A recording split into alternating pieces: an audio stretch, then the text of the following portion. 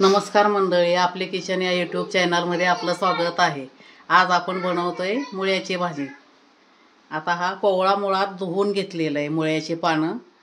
आता त्याच्यासाठी लागणार कांदा, लसूण, 4-5 हिरव्या मिरच्या आणि सुकं खोबरं।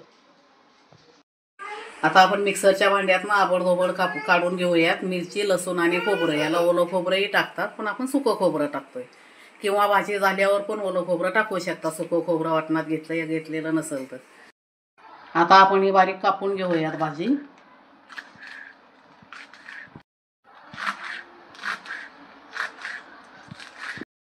मुळ्याची भाजी खायला खूप चविष्ट आणि खूप पाचक असते आणि ते खायलाच पाहिजे, पण काही काही लोकांना आवडत नाही, त्याच्यामुळे ते खात नाहीत। पण याची भाजी पण सुंदर लागते। एकदा करून पहा, खाऊन पहा आणि कमेंट करा। आपली भाजी आता छान बारीक कापून झालेली आहे। चला तर मग कृतीकडे वळूया। आपलं वाटण तयार आहे, मिरची, लसूण आणि खोबरे याचं। ते तापले आहे छान। आता आपण तेल टाकूया।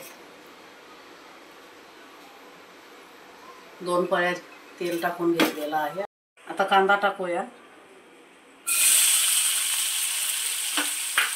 कांदा छान लाल असा परतून घेऊया।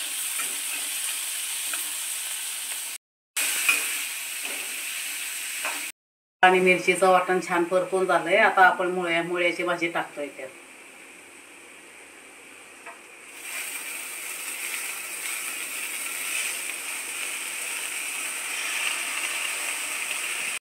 आता भाजी टाकलेली आहे, परतून घेऊया।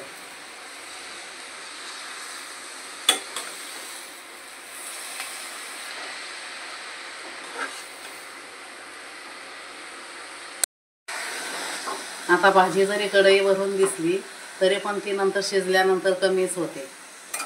आता आपण चांगली परतून घेऊया आणि थोडंसं झाकण देऊया। मीठ टाकायचं आहे अजून,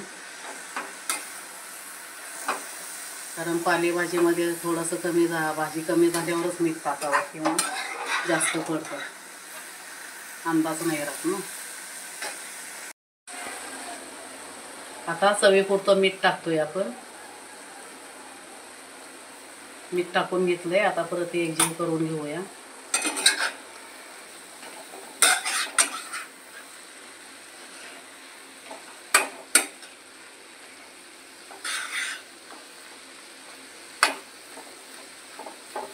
भाजीचा वास आता छान सुटलेला आहे।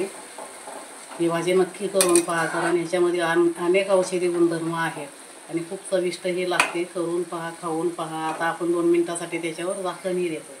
2 मिनिटांनी मग परत परतून घेऊया। आता झाकण काढून पाहूयात आपली भाजी झाली का। 3 ते 4 मिनिटं मी बारीक गॅसवर ठेवली होती। आता भाजी छान झालेली आहे, पाणी पण त्याचं आटलेलं आहे आणि भाजीही शिजलेली आहे छान। छान अशी भाजी झालेली आहे। 7 ते 8 मिनिटं लागले याला शिजायला। ज्वारीची भाकरी, मुळा, कांदा, काय मग मंडळी, येत आहे ना।